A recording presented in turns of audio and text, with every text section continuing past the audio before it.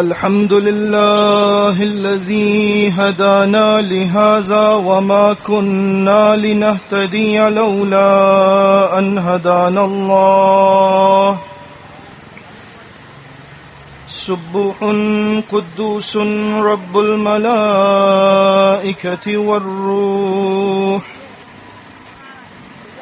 إن الحمد لله نحمده ونستعينه ونستغفره ونؤمن به ونتوكل عليه ونعوذ بالله من شرور أنفسنا ومن سيئات أعمالنا من يهده الله فلا مضل له ومن يضلل فلا هادي له وأشهد أن لا إله إلا الله وحده لا شريك له وأن محمدا عبده ورسوله اللهم صل على محمد وعلى آل محمد كما صليت على إبراهيم وعلى آل إبراهيم إنك حميد مجيد اللهم بارك على محمد وعلى آل محمد كما باركت على إبراهيم وعلى آل إبراهيم إنك حميد مجيد أما بعد فإن خير الحديث كتاب الله وخير الهدي هدي محمد وشر الأمور محدثاتها وكل محدثة بدعة وكل بدعة ضلالة وكل ضلالة في النار. دنیا نے بڑے پرفتن دور دیکھے، لیکن ہر آنے والا دور گزشتہ دور کے مقابلے میں زیادہ شرانگیز اور پرفتن ہوتا ہے. جس دور میں آج ہم زندہ ہیں، ایسا فتنوں کا دور ہم سے پہلے والوں نے نہیں دیکھا تھا، اور جیسا فتنوں کا دور آئندہ نسلیں دیکھیں گی وہ دور شاید ہم نے نہیں دیکھا. یہ فتنے اپنا کام کرتے رہیں گے، دنیا کو اندھیروں کی طرف دھکیلتے رہیں گے، جب تک کہ اللہ رب العزت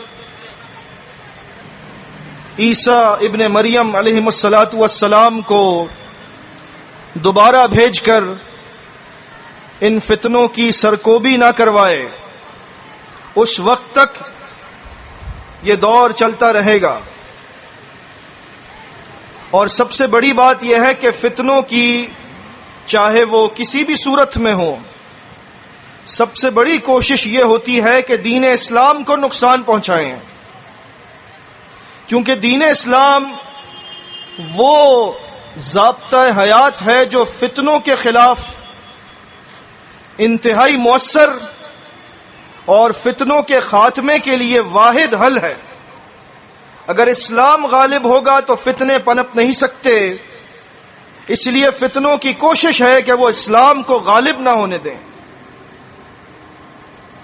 ایسے میں ان لوگوں کی جو دراصل اسلام کو حقیقت میں مانتے ہیں، ان کی بہت بڑی ذمہ داری ہے کہ وہ اسلام کی اجتماعی طور پر حفاظت کریں اور آئندہ نسلوں تک اس کو منتقل کریں، تاکہ فتنے اپنے ان امور میں کامیاب نہ ہو سکیں جو وہ چاہتے ہیں، اور اللہ کے دین کا بول بالا ہو، نہ کہ فتنوں کا اور شرانگیز لوگوں کا.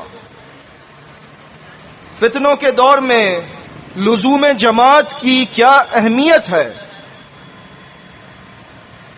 اور اللہ رب العزت نے سورہ آل عمران میں ارشاد فرمایا، اعوذ باللہ السمیع العلیم من الشیطان الرجیم من ہمزہ ونفخہ ونفثہ یا ایھا الذین آمنوا ان تطیعوا فریقا من الذین اوتوا الکتاب یردوکم بعد ایمانکم کافرین. اے ایمان والو، اگر تم نے اہل کتاب میں سے کسی فرقے کا کہا مان لیا، اگر تم ان فتنوں کی طرف مائل ہو گئے تو یہ تمہیں تمہارے ایمان لانے کے بعد دوبارہ کافر بنا دیں گے. یعنی فتنوں کی کوشش یہی ہوتی ہے کہ ایمان والوں کو دوبارہ کفر کی طرف لوٹا دیں اور ایمان ان کا ختم ہو جائے. وَكَيْفَ تَكْفُرُونَ، لیکن تم ایمان لانے کے بعد اب کفر کیسے کر سکتے ہو؟ وَأَنْتُمْ تُتْلَى عَلَيْكُمْ آيَاتُ اللَّهِ، جبکہ تم پر اللہ کی آیات پڑھی جاتی ہیں، تمہارے گھروں میں قرآن مجید رکھا ہے، اب تم کیسے فتنوں کی طرف مائل ہو سکتے ہو؟ کیا تم پڑھتے نہیں؟ تم سمجھتے نہیں؟ وَفِيكُمْ رَسُولُ، اور تم میں اللہ کے رسول صلی اللہ علیہ وسلم کی تعلیمات موجود ہیں. ان دونوں کی موجودگی میں، یعنی کتاب اللہ اور اللہ کے رسول صلی اللہ علیہ وسلم کی تعلیم، ان دونوں کی موجودگی میں تم آخر اب ایمان کے بعد دوبارہ کفر کیسے اختیار کر سکتے ہو؟ وَمَن يَعْتَصِم بِاللَّهِ فَقَدْ هُدِيَ إِلَى صِرَاطٍ مُسْتَقِيمٍ، تو جس نے اللہ کو مضبوطی سے تھام لیا وہ یقیناً صراط مستقیم کی طرف ہدایت دے دیا گیا. اللہ کو مضبوطی سے تھامیں فتنوں کے دور میں تو آپ کو ہدایت ملے گی، ہدایت پر گامزن رہ سکیں گے اگر اللہ کو مضبوطی سے تھام لیا. اور اللہ کو مضبوطی سے تھامنا کیسے ہے، یہ بات اللہ نے اگلی آیات میں بتائی.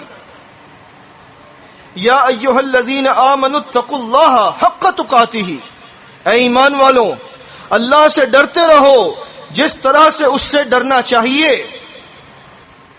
اگر اللہ کو مضبوطی سے تھامنا چاہتے ہو تو تقوی اختیار کرو، اور تقوی بھی ایسا جیسا اللہ چاہتا ہے.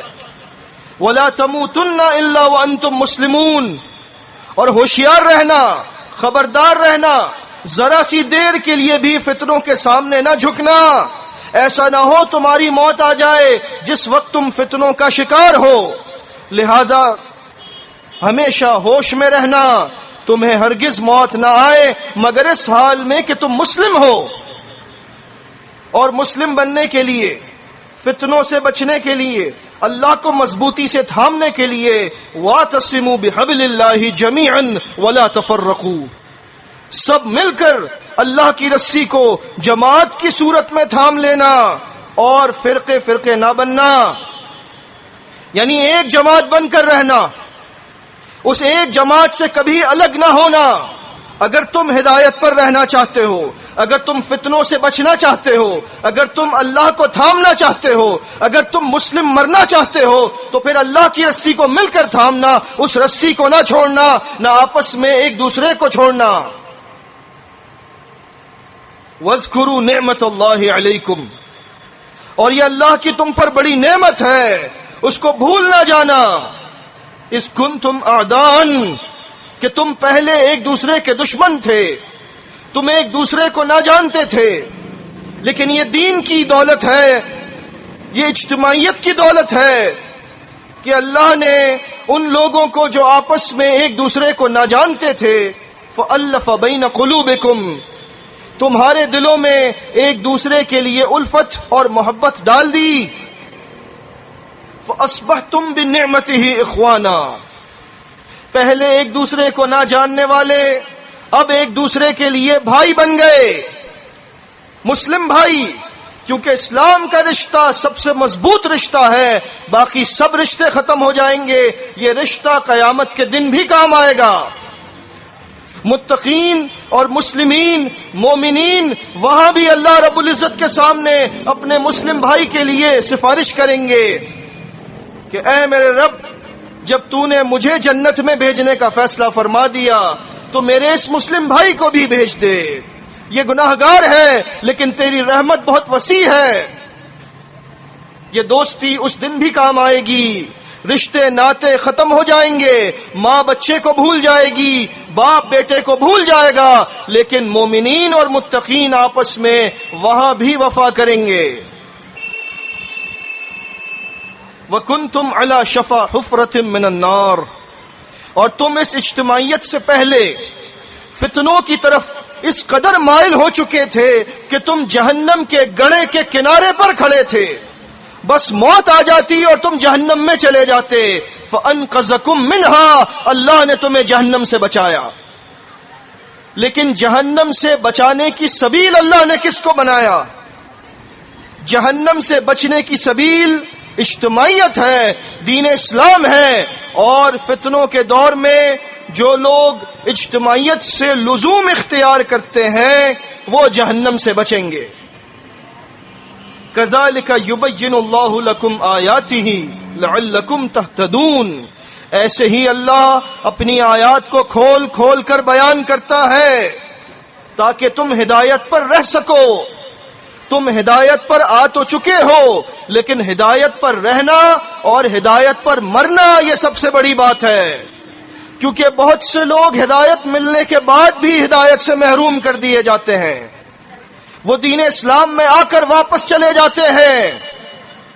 اگر تم ہدایت پر رہنا چاہتے ہو تو پھر فتنوں کے دور میں اجتماعیت کے نزدیک رہو، دین اسلام کی اجتماعیت کے ساتھ رہو۔ اگر تم دور ہوئے تو پھر تم ہدایت سے محروم کر دیے جاؤ گے۔ سورہ حج میں اللہ رب العزت نے ارشاد فرمایا، وَمِنَ النَّاسِ مَن يَعْبُدُ اللَّهَ عَلَى حَرْفٍ، بہت سے لوگ ایسے ہیں جو اللہ کی عبادت کرتے ہیں، اسلام کو مانتے ہیں، اجتماعیت کو بھی تسلیم کر لیتے ہیں، لیکن وہ کنارے پر رہ کر اللہ کی عبادت کرتے ہیں، دائرے کے وسط میں نہیں آنا چاہتے، وہ دور رہتے ہیں، لزوم نہیں کرتے، بس اپنے مطلب کی بات، جمعے کی نماز پڑھی اور پھر چلے گئے، نہ کوئی لینا نہ کوئی دینا، نہ اجتماعیت سے قریب نہ دین اسلام کی باتوں کا شوق، کنارے پر رہتے ہیں، اور کنارے پر رہنے کی وجہ سے فَإِنْ أَصَابَهُ خَيْرٌ اطْمَأَنَّ بِهِ، اگر ان کو بھلائی ملتی ہے، اجتماعیت میں آنے کے بعد ان کی دنیا بہتر ہو جاتی ہے تو مطمئن ہوتے ہیں، خوش ہوتے ہیں کہ یہ بڑی اچھی جماعت ہے، جب سے اس میں آیا ہوں کاروبار بڑا اچھا جا رہا ہے۔ وَإِنْ أَصَابَتْهُ فِتْنَةٌ، لیکن سب کے ساتھ ایسا نہیں ہوتا۔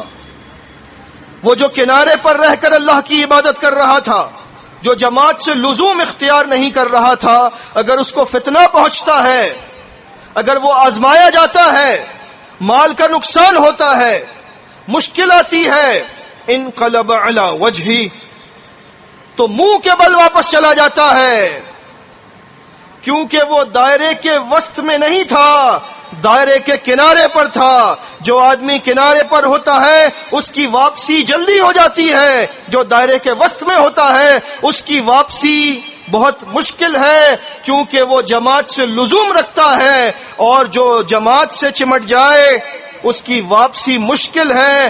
اس کے مسلم بھائی اس کو روکیں گے کہ نہ جاؤ، تم غلط رستے پر جاؤ گے، ہم تمہیں روکیں گے، ہم تمہاری آخرت برباد نہیں ہونے دیں گے۔ لیکن جو جماعت سے دور ہوگا اس کو روکنے والا کوئی نہیں ہوگا، وہ تنہا بیٹھا سوچتا رہے گا، شیطان کے وسوسوں کا شکار رہے گا، اور پھر اچانک سننے کو ملے گا کہ وہ اجتماعیت کو خیر بات کہہ کر چلے گئے۔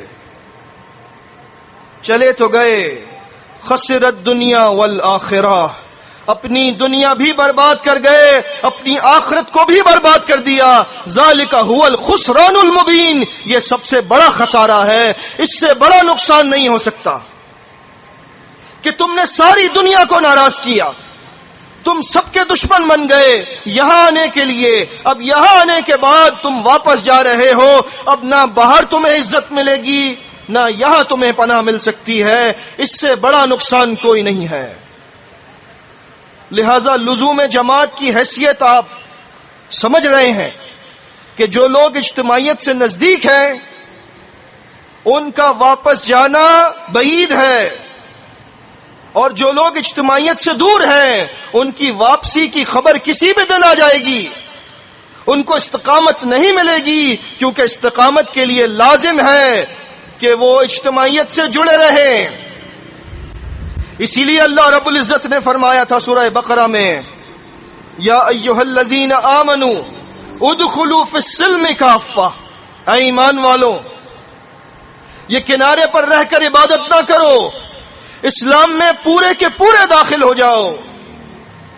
اور جو اسلام میں پورے کے پورے داخل ہوتے ہیں وہ اجتماعیت سے جڑتے ہیں، دور نہیں ہوتے.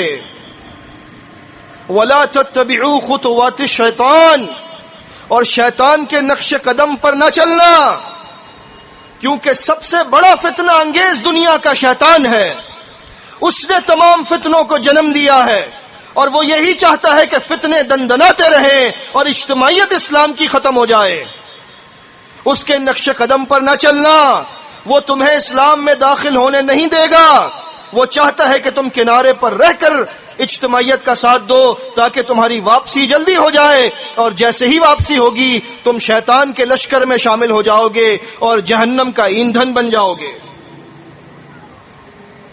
اِنَّهُ لَكُمْ عَدُوٌّ مُبِينٌ، وہ تمہارا کھلا دشمن ہے، اس کو دشمن سمجھو.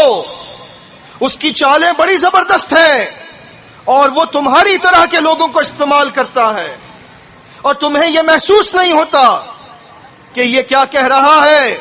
تمہیں اس کے چہرے کا نور، اس کی داڑھی، اس کا لباس، اس کی باتیں، یہ سب تمہیں متاثر کریں گی. لیکن اگر وہ اجتماعیت سے دور کر رہا ہے تو وہ شیطان ہے جو انسان کی صورت میں آیا ہے. اسی لیے فرمایا تھا محمد الرسول اللہ صلی اللہ علیہ وسلم نے، مسند امام احمد اور طبرانی نے اوسط میں روایت کیا ہے، حسن سند ہے اس کی، ان اخوف ما اخاف علیکم بعدی، بہت سی چیزیں ہیں جنہیں میں تمہارے معاملے میں سمجھتا ہوں کہ ان کی وجہ سے ڈرنا چاہیے. فتنوں کے بارے میں آپ فرما رہے ہیں، لیکن سب سے زیادہ خوف مجھے تمہارے معاملے میں جس فتنے کا ہے وہ فتنہ ہے کل منافق علیم اللسان، وہ منافق جو بڑا چرب زبان ہوتا ہے، علیم اللسان ہوتا ہے، اس کی زبان سے ایسی باتیں نکلتی ہیں کہ بس تم سنتے ہی رہو. لیکن میں اپنے بعد جس چیز کا خوف رکھتا ہوں تمہاری اجتماعیت کے معاملے میں وہ ان منافقین کا ہے جو باتیں اسلام کی کریں گے لیکن دور کریں گے اجتماعیت سے. لہذا محتاط رہیے، کیونکہ آپ ہی کی طرح کے چہرے ہوں گے، آپ ہی کی طرح کی باتیں ہوں گی، آپ ہی کی کتابیں ہوں گی، لیکن وہ آپ کو اسلام سے دور کریں گے. کہیں گے نہیں، لیکن آپ کے دل کو خراب کر کے آپ کو اجتماعیت سے دور کریں گے، یہاں تک کہ آپ اسلام سے دور ہو جائیں. یہی وہ فتنے ہیں جو اس دور میں اسلام کی اجتماعیت کو نقصان پہنچانے کی کوشش کر رہے ہیں. بڑے فتنے ہیں دنیا میں، لیکن ہمیں خصوصاً ان فتن کی طرف توجہ مرکوز رکھنی ہے جو ہمارے اندر بیٹھ کر یہ کام کرتے ہیں. باہر کے دشمن سے انسان اپنے آپ کو بچا لیتا ہے، لیکن اندرونی دشمن سے بچانا بڑا مشکل ہے، کیونکہ وہ دوست بن کر آتا ہے، کہتا نہیں ہے کہ میں دشمن ہوں. صحیح مسلم کتاب الامارہ کی حدیث، عبداللہ بن عمر بن عاص رضی اللہ تعالیٰ عنہ اس کے راوی ہیں، فرماتے ہیں کہ اللہ کے رسول صلی اللہ علیہ وسلم نے ارشاد فرمایا، ان امتکم ہذہ جعل عافیتها فی اولها، یہ جو تمہاری امت ہے، جو اس کا ابتدائی حصہ ہے، وہ سلامتی میں ہے، خیر میں ہے، فتنوں سے محفوظ ہے. وَإِنَّ آخِرَهَا سَيُصِيبُ بَلَاءٌ سَيُصِيبُهَا بَلَاءٌ وَأُمُورٌ تُنْكِرُونَهَا، لیکن اس امت کا آخری حصہ ایسا ہوگا کہ وہ شر کے دور میں ہوگا، اس پر بلائیں نازل ہوں گی اور وہ ایسی باتیں دیکھیں گے جن کو وہ برا جانیں گے. وَتَجِيءُ الْفِتْنُ، یہاں تک کہ ایک کے بعد دوسرا فتنہ آئے گا. يُرَفِّقُ بَعْضُهَا بَعْضًا، اور ہر وہ فتنہ جو گزر جائے گا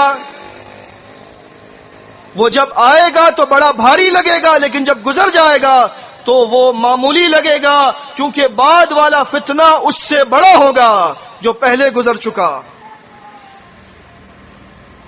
وَتَجِيءُ الْفِتْنَةُ، ایک فتنہ آئے گا. فَيَقُولُ الْمُؤْمِنُ هَذِهِ مُهْلِكَتِي، اس فتنے کو دیکھ کر، ان حالات کو دیکھ کر مومن کہے گا یہ فتنہ مجھے ہلاک کر دے گا، یہ مجھے نہیں چھوڑے گا. اس فتنے کی وجہ سے میں شیطان کا شکار نہ ہو جاؤں، کہیں میں جہنم نہ چلا جاؤں. ثم تنکشف، پھر وقت کے ساتھ ساتھ وہ فتنہ اپنے اثرات چھوڑ دے گا، ختم ہو جائے گا. وَتَجِيءُ فِتْنَةٌ أُخْرَى، پھر دوسرا فتنہ آئے گا. فَيَقُولُ الْمُؤْمِنُ هَذِهِ، اس کو دیکھ کر مومن کہے گا یہ فتنہ مجھے نہیں چھوڑے گا، اس میں ضرور ہلاک ہو جاؤں گا. اور یہ دور آج ہم دیکھ رہے ہیں، ایک فتنہ دبتا ہے دوسرا کھڑا ہو جاتا ہے. شیطان پوری طاقت کے ساتھ ہماری اجتماعیت کو توڑنے کی کوشش کر رہا ہے. اللہ کے رسول صلی اللہ علیہ وسلم نے ان فتنوں کا ذکر کیا اور پھر آخر میں ان فتنوں سے بچاؤ کے لیے حل دیا.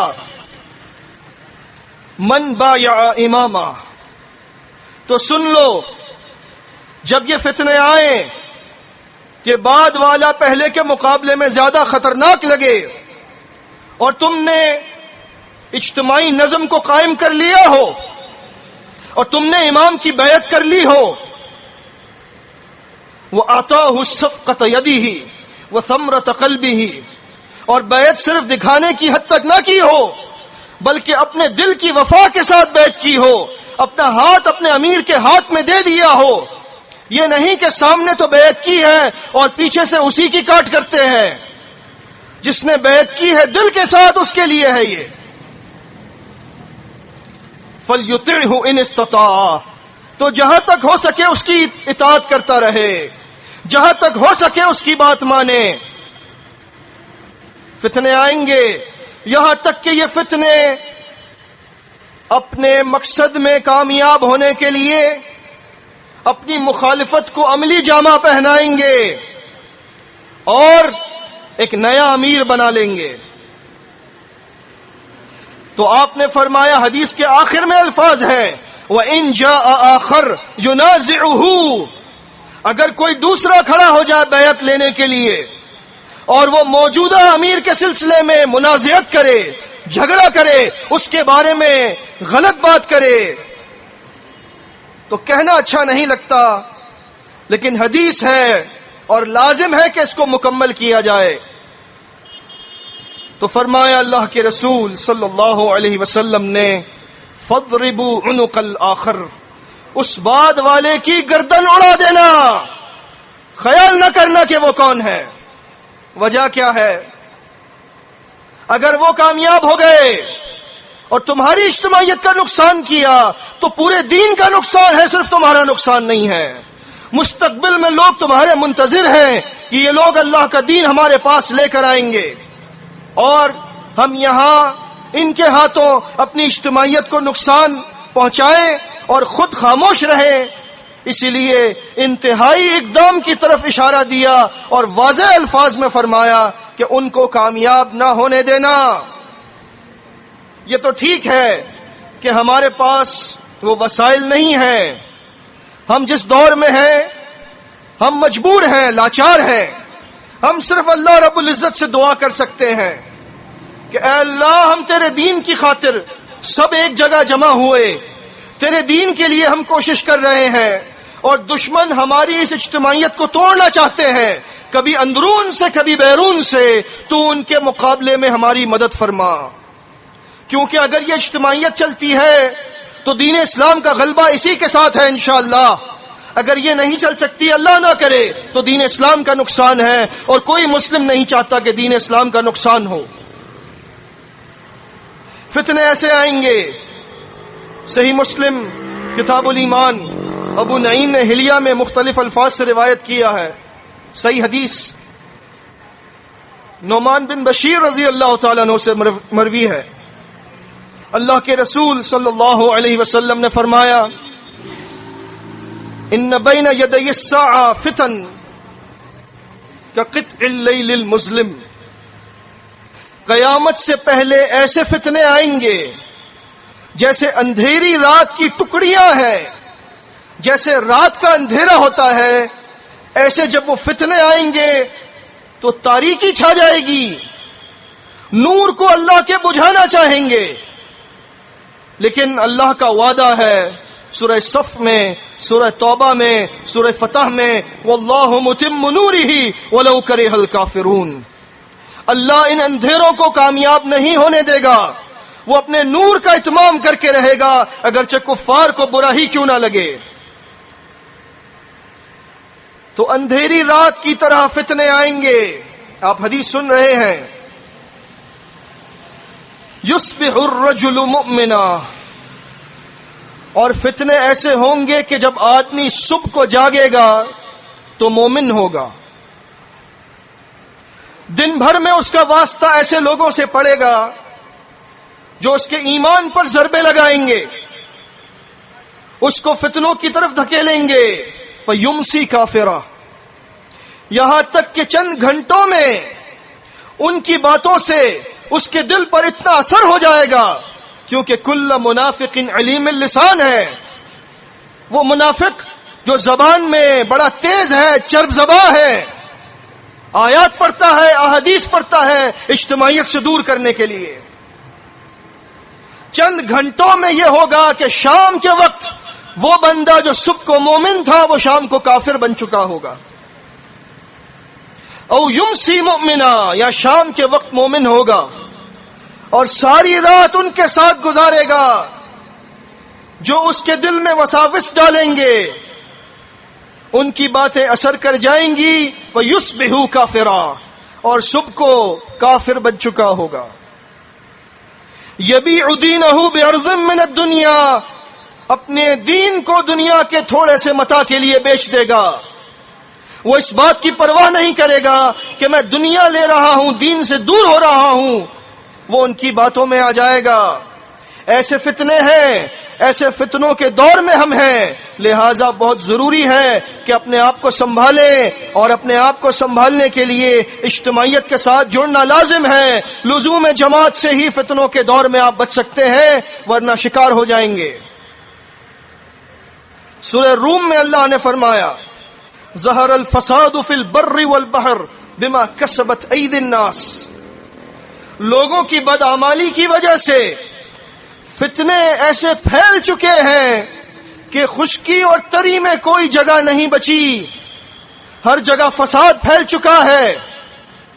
لِيُذِيقَهُمْ بَعْضَ الَّذِي عَمِلُوا، اور یہ فساد اس لیے ہے کہ اللہ لوگوں کو ان کی بدعملی کا مزہ چکھائے، لعلہم یرجعون، شاید کہ یہ لوٹ آئیں، شاید کہ یہ رجوع کر لیں، اپنی بری حالت کو دیکھ کر غور کریں کہ اللہ ہم سے اتنا ناراض ہے، لہٰذا کیوں نہ ہم اللہ کے ساتھ مخلص ہو جائیں، اللہ کو مضبوطی سے تھام لیں تاکہ اللہ ہم سے راضی ہو جائے، یہ حالات بدل جائیں، یہ دنیا دوبارہ سے امن کا گہوارہ بن جائے۔ قل سیروا فی الارض، اے رسول صلی اللہ علیہ وسلم آپ کہیے،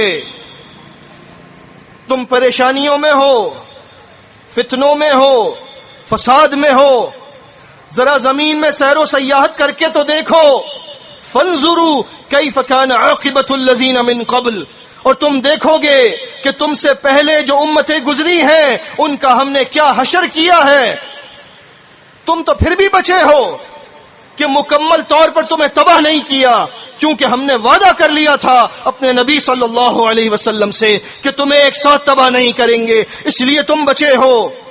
لیکن وہ تباہ کر دیے گئے. ان میں ایک ایک خرابی تھی، تم میں ان کی ساری خرابیاں مجموعی طور پر بدرجہ اتم موجود ہے، لیکن پھر بھی تم بچے ہو کیونکہ ہم نے تمہیں بچایا ہوا ہے.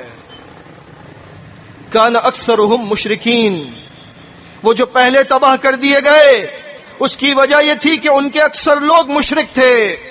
تم اپنا حال دیکھ لو، اپنا حال دیکھ لو. وما یؤمن اکثرہم باللہ الا وہم مشرکون، سورہ یوسف میں ہے.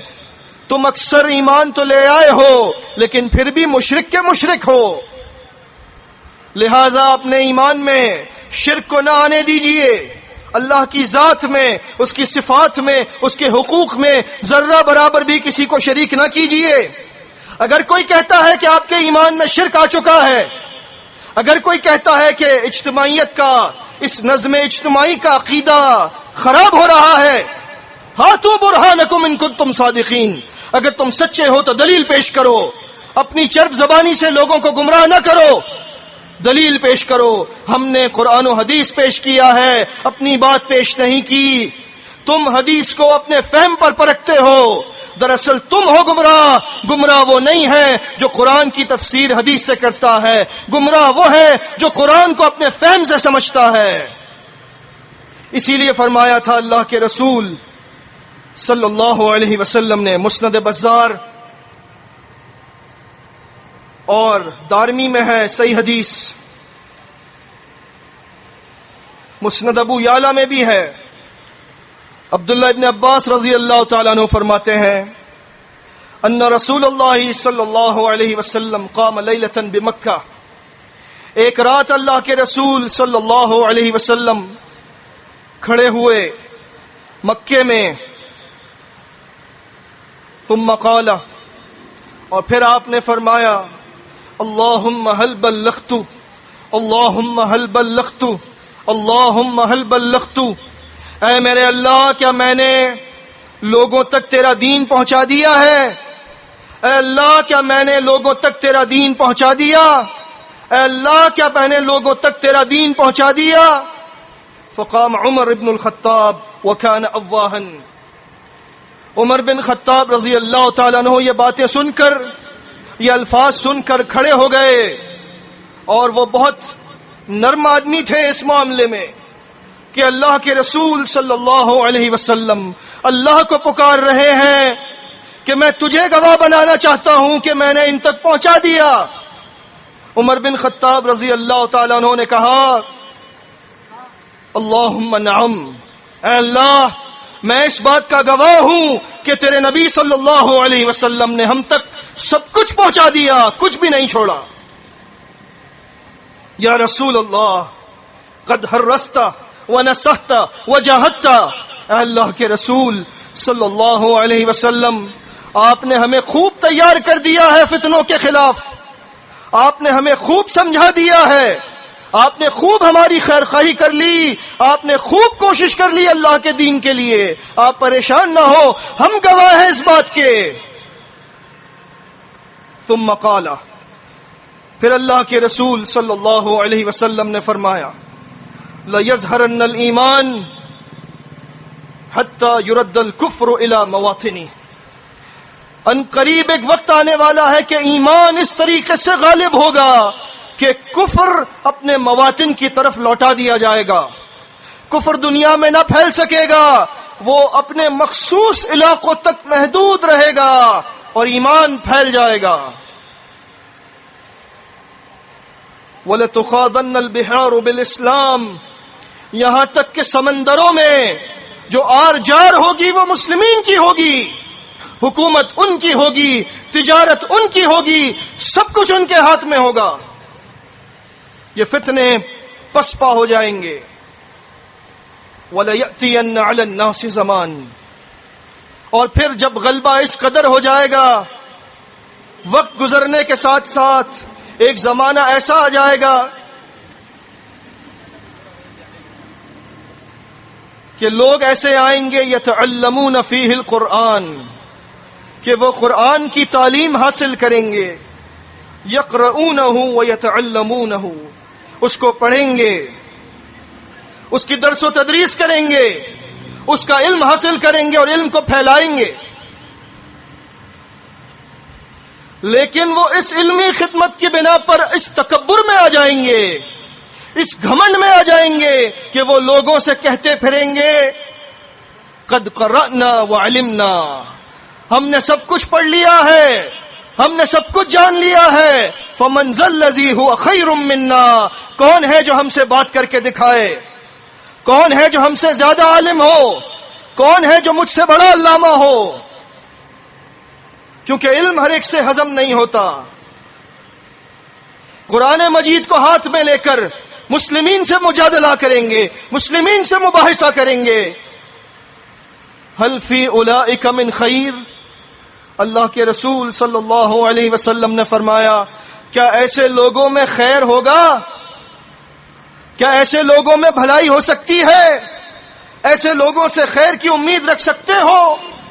صحابہ پریشان ہو گئے اور کہا یا رسول اللہ من ہم، اے اللہ کے رسول صلی اللہ علیہ وسلم، ایسے متکبر علماء جو اپنے سامنے کسی کو کچھ نہ سمجھتے ہو، جو اپنے فہم کے سامنے کسی کو کچھ نہ سمجھتے ہو، وہ کون ہوں گے؟ کہاں ہوں گے؟ آپ نے فرمایا اولئک منکم، وہ تم ہی میں سے ہوں گے، باہر سے نہیں آئیں گے، وہ علم کا فتنہ لے کر اٹھیں گے، وہ تم ہی میں سے ہوں گے، وَأُولَئِكَ هُمْ وَقُودُ النَّارِ، اور وہ جہنم کا ایندھن ہوں گے، کیونکہ ان کو اپنے علم کا تکبر ہوگا، وہ لوگوں کو اپنے علم کی وجہ سے گمراہ کر دیں گے، وہ جہنم کا ایندھن ہوں گے۔ اللہ کے رسول صلی اللہ علیہ وسلم نے یہاں پر قرآن مجید کے ساتھ غلط استدلال لے کر مسلمین سے مجادلہ کرنے والے علماء کا فتنہ پیش کیا ہے۔ کیا ہم اس فتنے کے دور سے تو نہیں گزر رہے کہ ایک عالم کھڑا ہوتا ہے اور قرآن مجید کی اپنے مطلب کی تشریح کرتا ہے، ہماری کتابوں کے اوراق کے صفحے پلٹتا ہے، ان کے صفوں کو پلٹ کر کہتا ہے کہ دیکھو یہاں پر یہ لکھا ہے، وہاں پر یہ لکھا ہے، اور ہمارے معصوم لوگوں کو وساوس میں ڈال کر اجتماعیت سے دور کر دیتا ہے۔ یقیناً ہم ایسے دور سے گزر رہے ہیں، معاذ اللہ۔ اللہ سے دعا کرتے رہیے کہ اللہ ہمیں ایسے فتنوں سے بچائے۔ قرآن مجید کی وہ تشریح جو اللہ کے نبی صلی اللہ علیہ وسلم نے کی ہے وہ قابل قبول ہے، اس کے علاوہ کسی کی کوئی تشریح قابل قبول نہیں ہو سکتی۔ اسی لیے اللہ کے رسول صلی اللہ علیہ وسلم نے فرمایا تھا، موطا امام مالک میں ہے حسن سند سے، اور امام حاکم مستدرک میں لائے، کتاب العلم میں صحیح حدیث، علامہ ذہبی نے موافقت کی۔ عبداللہ ابن عباس رضی اللہ تعالیٰ عنہ فرماتے ہیں کہ اللہ کے رسول صلی اللہ علیہ وسلم نے فرمایا ان الشیطان قد یئس ان یعبد بارضکم، شیطان اس بات سے نا امید ہو چکا ہے کہ کبھی تمہاری زمین پر یعنی مکے اور مدینہ میں شیطان کی عبادت کی جائے گی۔ وَلَكِنْ رَضِيَ أَن يُطَاعَ فِي مَا دُونَ ذَلِكَ، لیکن شیطان اس بات پر راضی ہو چکا ہے کہ تم اس کی عبادت تو نہیں کرو گے لیکن اس کی اطاعت کرو گے دوسرے کاموں میں، مِمَّا تَحَاقَرُونَ مِنْ أَعْمَالِكُمْ، ان امور میں جن کو تم حقیر جانو گے، جن کو تم معمولی سمجھو گے، ان باتوں میں تم شیطان کی پیروی کرنے لگو گے۔ آج ہم کس بات کو حقیر سمجھتے ہیں؟ کن امور میں ہم یہ سمجھتے ہیں کہ یہ چھوٹی بات ہے؟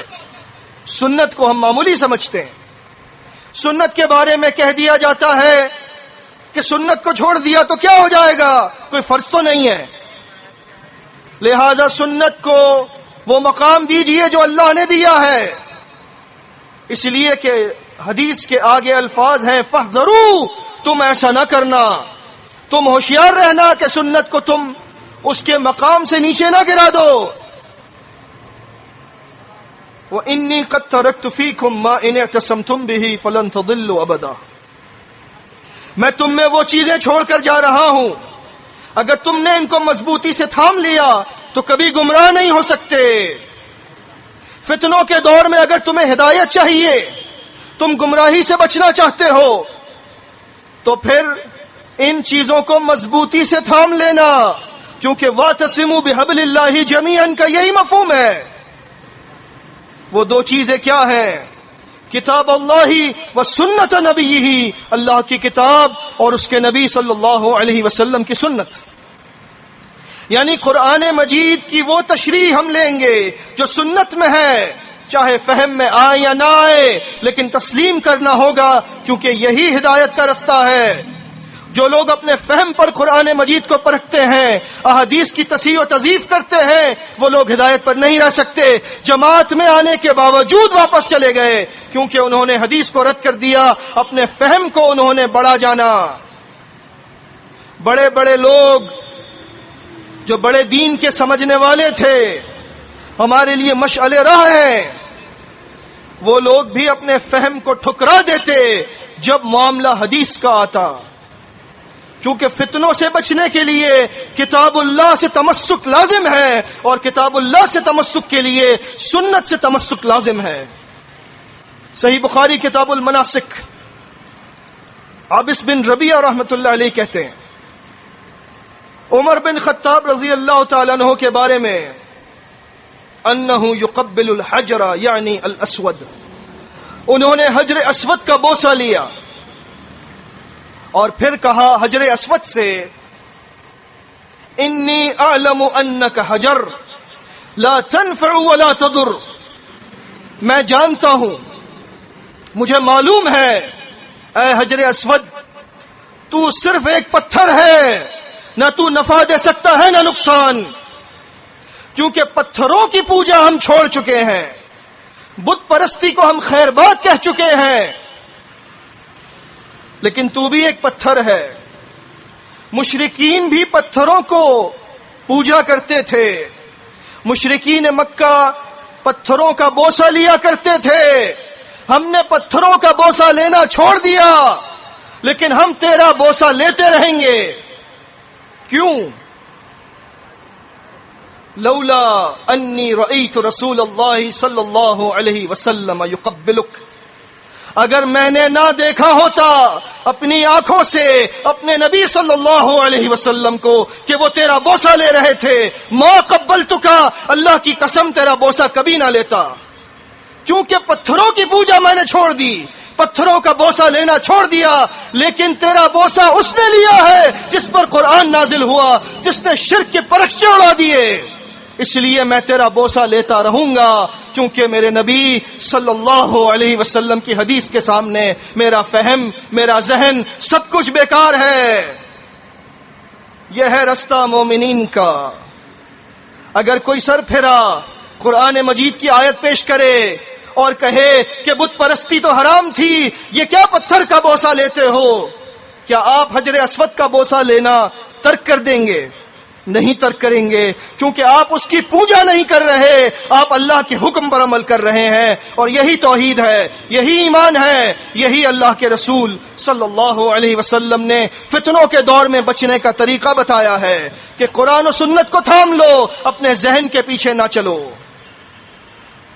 ابو داؤد کتاب العلم، ترمذی، ابن ماجہ اور ابن حبان کی صحیح حدیث، ارباز بن ساریہ رضی اللہ تعالیٰ عنہ فرماتے ہیں، اللہ کے رسول صلی اللہ علیہ وسلم کے بارے میں، وعظنا رسول اللہ صلی اللہ علیہ وسلم موعظة وجلت منها القلوب وظرفت منها العیون۔ ایک مرتبہ اللہ کے رسول صلی اللہ علیہ وسلم نے اپنے آخری ایام میں ایسا خطبہ ارشاد فرمایا کہ لوگوں کے دل دہل گئے اور لوگ رونے لگے۔ صحابہ نے کہا یا رسول اللہ کأنہ موعظة مودع، ایسا لگتا ہے یہ خطبہ سن کر کہ جیسے کوئی بچھڑنے والا آخری نصیحتیں کر رہا ہو۔ اے اللہ کے رسول صلی اللہ علیہ وسلم فاوصنا، ہمیں کچھ جامع وصیتیں کر دیجئے۔ فقال علیکم بتقوی اللہ فرمایا اللہ کے رسول صلی اللہ علیہ وسلم نے اللہ کا تقوی اختیار کرو، کیونکہ آپ نے سنا استقامت کے لیے، فتنوں کے دور میں بچنے کے لیے، لزوم جماعت کے لیے تقوی ایسا اختیار کرنا ہے جیسا اختیار کرنے کا حق ہے، تبھی ایسے حال پر موت آئے گی کہ ہم مسلمین میں سے ہوں گے اگر اللہ نے چاہا۔ لہذا تقوی کو اختیار کرو۔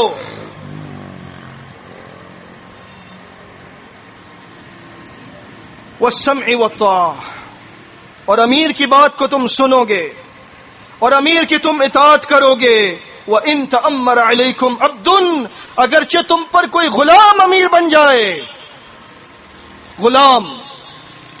غلام کی تربیت اچھی نہیں ہوتی، غلام کے اخلاق کا کچھ نہیں پتا، غلام کے فہم کا کچھ نہیں معلوم، وہ امیر بننے کے بعد کیا کرے گا اللہ ہی جانتا ہے۔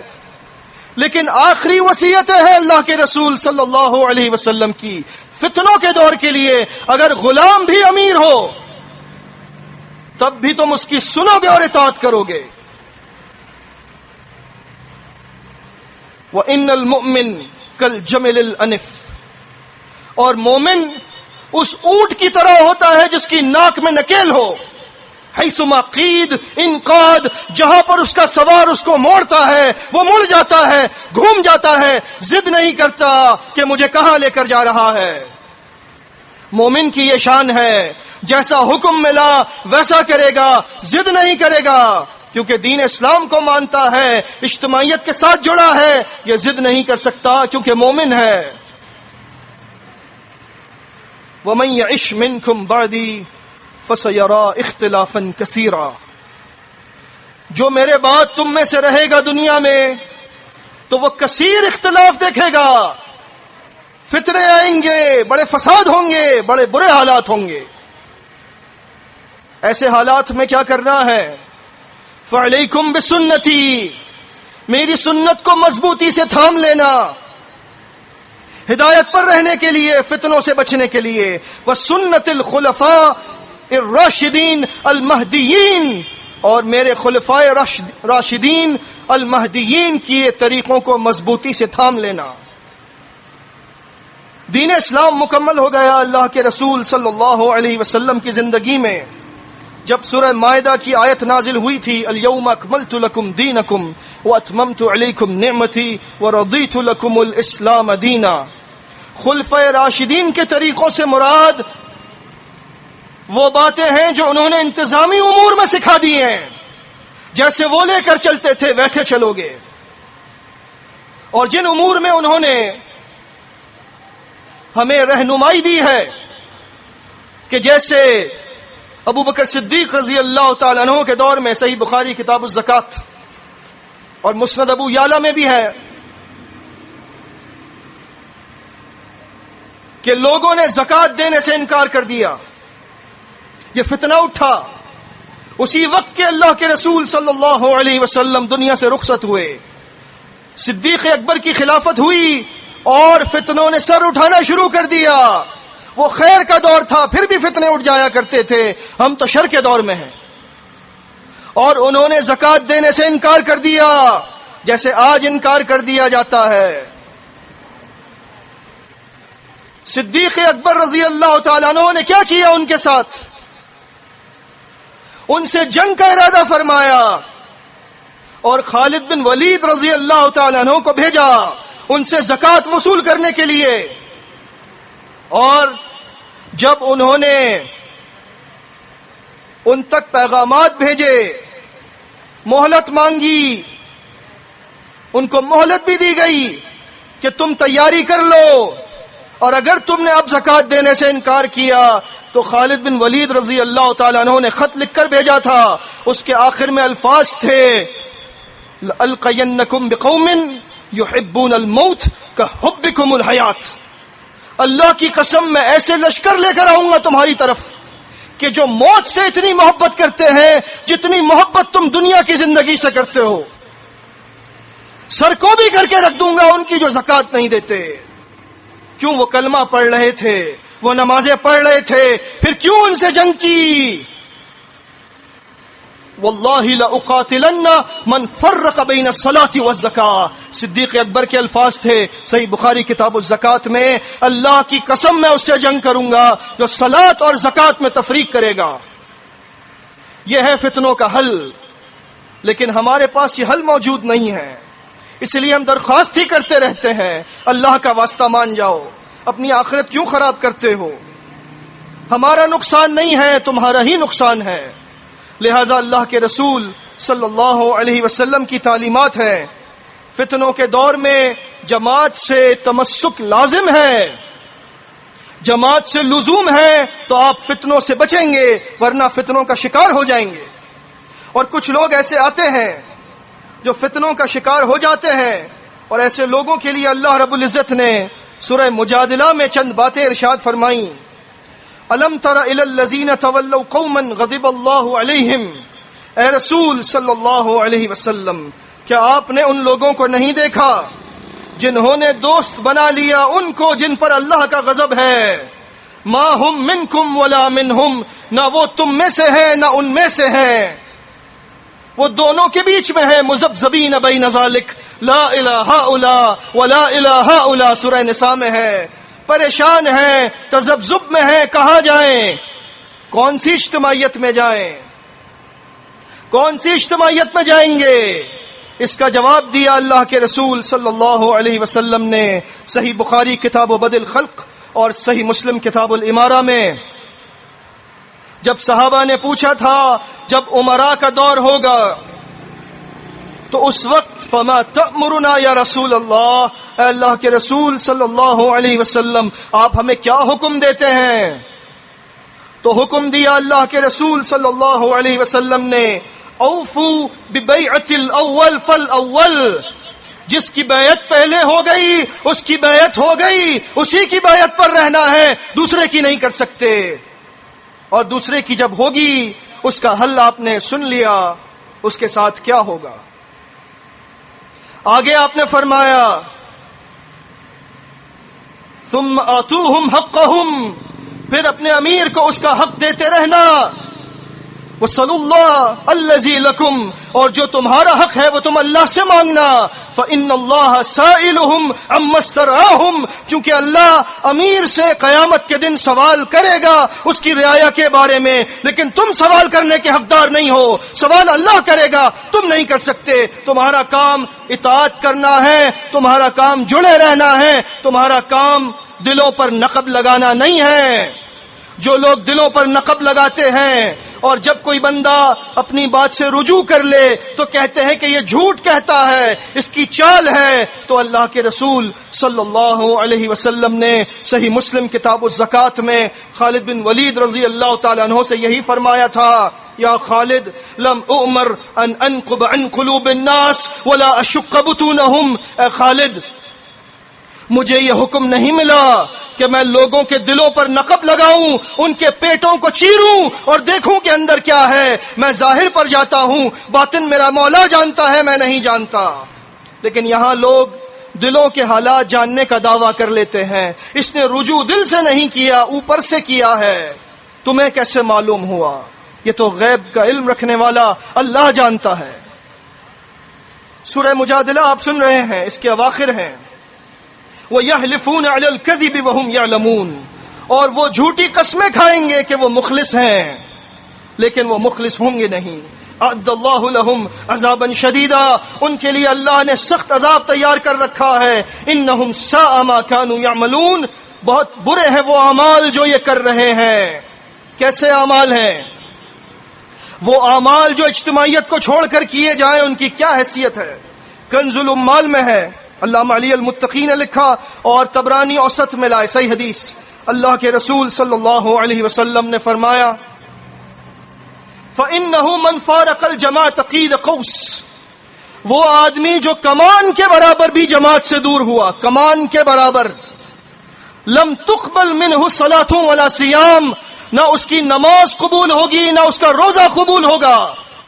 اب پڑھ لیں جمعے، بنا لیں امام، جو کرنا ہے کر لیں، میرے نبی صلی اللہ علیہ وسلم کا فیصلہ ہے کہ جو اس سے دور ہوا نہ اس کی نماز قبول ہوگی نہ روزہ۔ وَأُولَئِكَ هُمْ وَقُودُ النَّارِ، اور یہ جہنم کا ایندھن ہے۔ کتنی جرأت ہے ان کے اندر کہ یہ جہنم کا ایندھن بننے کو تیار ہیں، اپنی ہٹ دھرمی چھوڑنے کو تیار نہیں ہوتے، کیونکہ شیطان نے ان پر اپنا تسلط قائم کر لیا۔ اتخذوا ایمانہم جنۃ فصدوا عن سبیل اللہ، یہ اپنی قسموں کو ڈھال بنا لیتے ہیں، جب ان سے پوچھا جاتا ہے تو جھوٹی قسمیں کھا کر چھوٹ جاتے ہیں۔ فلہم عذاب مہین، ان کے لیے ذلت کا عذاب ہے۔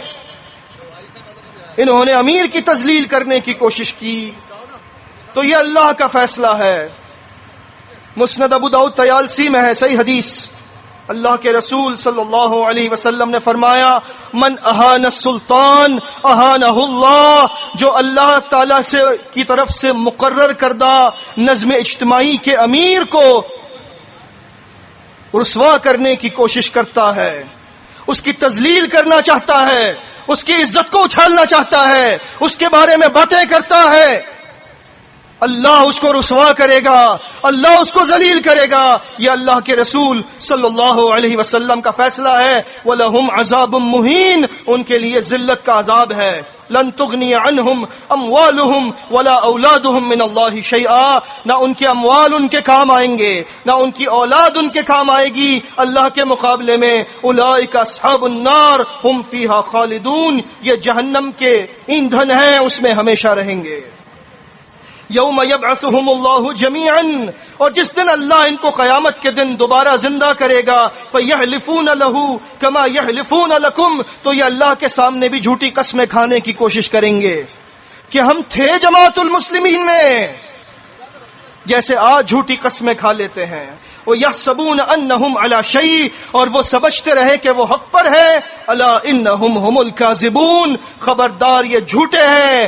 استحوذ علیہم الشیطان، شیطان نے ان پر اپنا تسلط قائم کر لیا ہے۔ فَأَنْسَاهُمْ ذِكْرَ اللَّهِ، اور اللہ کا ذکر ان سے اب دور ہو چکا، اب ان کو احادیث یاد نہیں آئیں گی۔ یہ لوگوں کو چھوٹی چھوٹی سنتوں پر ٹوکنے والے، ان کو امیر کی اطاعت کی حدیثیں نظر نہیں آئیں گی، ان کو اجتماعیت کی احادیث نظر نہیں آئیں گی۔ انساہم ذکر اللہ، شیطان نے اللہ کا ذکر ان سے دور کر دیا۔ اولئک حزب الشیطان، الفاظ بڑے سخت ہیں، یہ شیطان کا لشکر بن گئے۔ الا ان حزب الشیطان هم الخاسرون، خبردار ہو جاؤ شیطان کا لشکر ہی خسارے میں رہے گا۔ ان الذین یحادون اللہ ورسولہ، وہ لوگ جو مخالفت کرتے ہیں اور لڑتے ہیں اللہ سے اور اس کے رسول صلی اللہ علیہ وسلم سے، اولئک فی الاذلین، یہ لوگ ذلیل و رسوا ہوں گے۔ کتب اللہ لأغلبن انا ورسلی، اللہ نے لکھ دیا کہ میں ضرور غالب رہوں گا اور میرے رسول علیہم الصلاۃ والسلام غالب رہیں گے۔ ان اللہ قوی عزیز، بے شک اللہ زبردست ہے اور با اقتدار ہے۔ لا تجد قوما يؤمنون بالله واليوم الآخر يوادون من حاد الله ورسوله، آپ کو کبھی بھی اے رسول صلی اللہ علیہ وسلم ایسی قوم نہیں مل سکتی جو ایمان لے آئے اللہ پر اور اس کے رسول پر اور آخرت کے دن پر، اور پھر وہ ایسے لوگوں سے محبت کرے جو اللہ اور اس کے رسول صلی اللہ علیہ وسلم کے دشمن ہوں۔ وَلَوْ كَانُوا آبَاءَهُمْ أَوْ أَبْنَاءَهُمْ أَوْ إِخْوَانَهُمْ أَوْ عَشِيرَتَهُمْ، اگرچہ وہ لوگ ان کے باپ ہوں، ان کے بیٹے ہوں، ان کے بھائی ہوں، یا ان کے قریبی رشتہ دار، ان کا خاندان ہو، ایسے لوگ آپ کو نہیں مل سکتے۔ جو لوگ اجتماعیت کو چھوڑ دینے والے لوگوں کے ساتھ رشتے نبھاتے ہیں، ان سے دوستیاں بڑھاتے ہیں، ان کے ساتھ ایسے معاملات کرتے ہیں جن معاملات کے رکھنے کی پابندی لگا دی اللہ نے اور اس کے رسول صلی اللہ علیہ وسلم نے، تو اللہ نے فرما دیا ان کے دلوں میں ایمان نہیں ہے۔ جو لوگ رشتہ داری کے باوجود ان لوگوں سے دور ہو گئے جو اللہ کے دین کے دشمن ہیں، اولئک کتب فی قلوبہم الایمان، یہ ہے وہ لوگ جن کے دلوں میں اللہ نے ایمان کو لکھ دیا ہے۔ وَأَيَّدَهُمْ بِرُوحٍ مِّنْهُ، اور اللہ نے اپنی نصرت سے ان کی بھرپور مدد کی ہے۔ وَيُدْخِلُهُمْ جَنَّاتٍ تَجْرِي مِن تَحْتِهَا الْأَنْهَارُ خَالِدِينَ فِيهَا، اور جب وہ اللہ کے پاس پہنچیں گے تو اس وجہ سے کہ انہوں نے تمام رشتے ناطے تعلقات سب کو قربان کر دیا اس نظم اجتماعی کے لیے، فتنوں کے دور میں لزوم جماعت کی خاطر، جب وہ اللہ کے پاس پہنچیں گے تو اللہ ان کو ایسے باغات میں داخل کر دے گا جن کے نیچے نہریں بہتی ہوں گی، وہ ان باغات میں ہمیشہ رہیں گے، کبھی نکالے نہ جائیں گے۔ رضی اللہ عنہم ورضوا عنہ، اللہ ان سے راضی ہوگا اور وہ اللہ سے راضی ہو جائیں گے۔ اولئک حزب اللہ، یہ ہے اللہ کا لشکر۔ الا ان حزب اللہ هم المفلحون، خبردار ہو جاؤ، اللہ کا لشکر ہی غالب آنے والا ہے۔ فتنوں کے دور میں اللہ کو تھام لیجئے، اللہ کے رسول صلی اللہ علیہ وسلم کی سنتوں کو تھام لیجئے۔ لزوم جماعت لازم ہے، اس کے بغیر آپ دین اسلام پر مکمل چل نہیں سکتے، کیونکہ دین اسلام اجتماعیت کا نام ہے، انفرادیت میں اسلام نہیں ہے۔ اکیلے کے ساتھ شیطان ہے، اجتماعیت سے دور بھاگتا ہے۔ شیطان سے بچنے کے لیے، فتنوں سے بچنے کے لیے اجتماعیت کا ساتھ دیجئے، اور اجتماعیت کا ساتھ دینے کے لیے امیر جماعت کا ساتھ دیجئے۔ ان فتنوں کے خلاف دیوار بن کر کھڑے ہو جائیے، کیونکہ اللہ رب العزت نے اس بات کا وعدہ کر لیا ہے کہ جو لوگ دین اسلام پر اجتماعی طور پر چلیں گے اور اللہ سے مخلص رہیں گے، اللہ ان کو وہ منزل دے گا جو دین اسلام کی منزل ہے، اگرچہ کفار کو برا ہی کیوں نہ لگے۔ لِيَقْضِيَ اللَّهُ أَمْرًا كَانَ مَفْعُولًا، تاکہ اللہ نے جس کام کا ارادہ کر لیا ہے اس کو پورا کر کے چھوڑے۔ لِيَهْلِكَ مَنْ هَلَكَ عَنْ بَيِّنَةٍ، جو مرے اب تو وہ حق جان کر مرے، وَيَحْيَى مَنْ حَيَّ عَنْ بَيِّنَةٍ، اور جو زندہ رہے وہ حق جان کر زندہ رہے۔ وَإِنَّ اللَّهَ لَسَمِيعٌ عَلِيمٌ، اور بے شک اللہ سننے والا اور جاننے والا ہے۔ اقول قولی ھذا واستغفر اللہ لی ولکم۔